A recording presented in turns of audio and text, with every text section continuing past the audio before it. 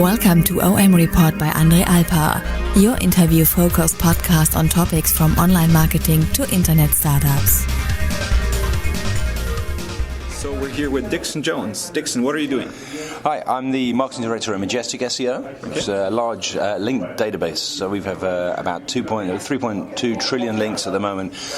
We recrawl the internet around about 500 million links every single day, and we track the link information, the backlink information into people's websites. Okay, so why would people need a paid tool if they have Yahoo? Sure. Well, Yahoo, apart from the fact that Yahoo may be on its way out, with the Microsoft deal, they also only give you 1,000 backlinks in their data set, a maximum, even if they have more. But they don't have very many actual links anyway. Majestic. How would you know? I mean, you didn't. Well, you can compare. If you compare backlinks for sites that have less than 1,000 links, for example, okay, then we would generally pick up 4 or 5 times as many links as Yahoo. Okay.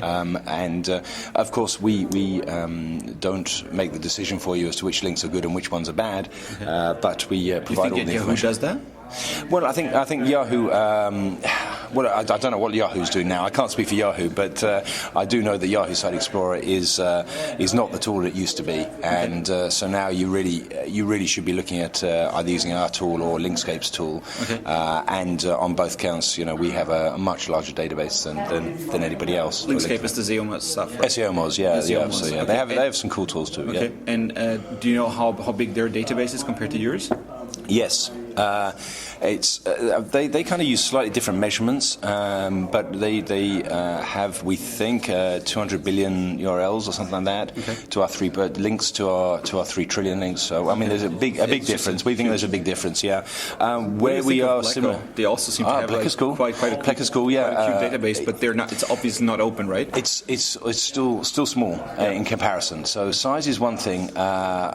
Freshness is the second thing. So. Okay.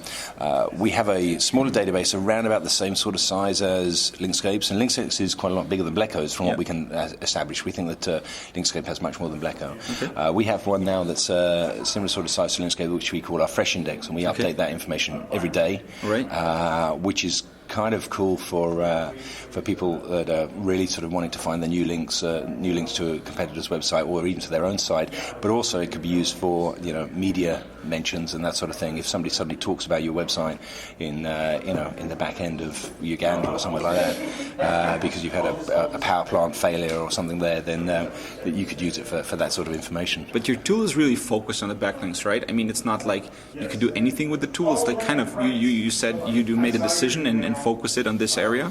Oh yeah, absolutely. I mean, we're not trying to be everything to all people. We really have an industrial crawl, really high level crawl, and we just look at the backlink data at this time. But not just backlink data. Also, we do pick up the titles of those pages and also the anchor text, which is all part of the link anyway. What we don't do is any kind of rankings check-in or decision making as to where you should get your next link from. But this will always mean that people need something additional to your tool. Yeah. So what do they mostly use? Do you have an insight into that? So we have, absolutely. So we would then have an industrial strength API, which then goes into those SEO suites. So, for example, Raven Tools or Word Tracker or AnalyticsSEO.com, all of those have access to our data on an industrial level, so that they can then take the information and augment it with other bits of information. So they all have kind of focused on a niche, and then others, incorporate the data. Because it would be madness for all of those companies to all try and collect the same amount of data that we're collecting. As soon as, because you crawl, and you don't crawl Google, but you crawl the websites themselves, you don't have the problems that probably people who monitor a lot have. That because Google blocks a huge number of people. Yeah, if you're making like and you need a lot of IPs and so on. If you're making a little bit of software that's trying to sort of rip it off of Yahoo itself or ripping it out of Google or some other search engine somewhere, you're trying to take shortcuts. We're really crawling every single web page on the internet. Right. Well, not every single one, but the vast majority. So how did you become that SEO niche tool builder? Well, we started out by looking at being a distributed crawler,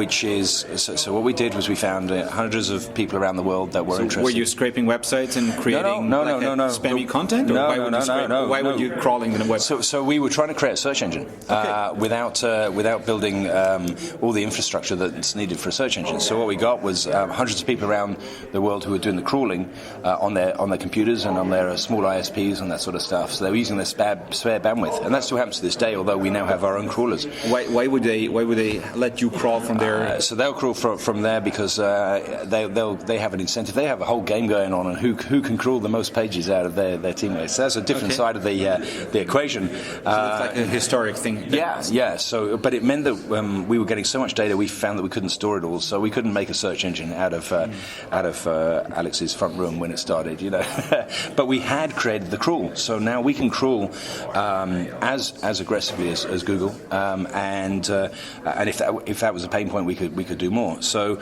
we decided to take what we thought was the most valuable part, which is the link information, because that's the bit you just can't find in links. All your links into a website unless you crawl the whole of the internet to find those links. Sure. So it was the hardest piece for anybody to build. And can you discriminate between? Sometimes there's some scraper sites that take bits of your content and put a link, and there's millions of those. Yeah. Can you separate those algorithmically from the rest that has a little bit more legitimate content and a little bit more legitimate links? Is it really hard? At this particular moment, we use a metric called AC rank, which is a very poor man's page rank. All it Developed is by yourself? Yeah, we call it a citation rank, and it's just a representation of how many web pages link into the page that links. So the raw number of links, not something like domain popularity.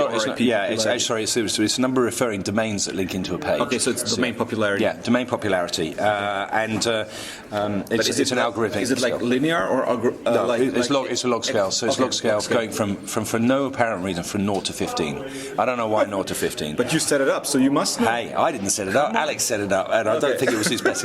He didn't want to make it. He didn't want people to get confused with PageRank. Okay, that's why it's not the same measurement, Sure. But we should have done a percentage or something like that. Anyway, we have now this. Don't worry, it's historic. You just invent the next the next Dixon rank or something, and then we just have another one. It will go from 0 to 10. Absolutely, yeah. But it doesn't give a good representation of spam on a page. It just measures domain links. Yeah.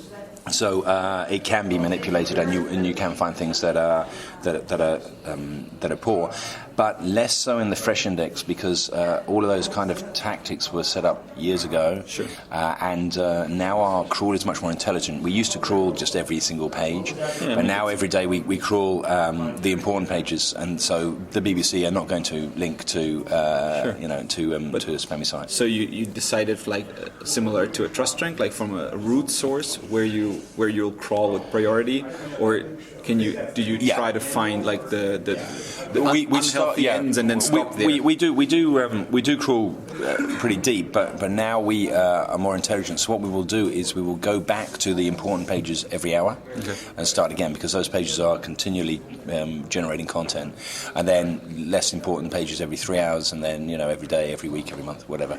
So it just means that we have got some logic in there of which sites we think are going to be more important. And what we've done then is we're actually crawling slightly less pages, but we're finding more links as a result, and better links, so better quality. And who are mostly your clients? Are they in the US, are they in the UK, or are they in continental Europe? Very, very worldwide. The UK we're a UK-based company, so we have a large UK following, which is great.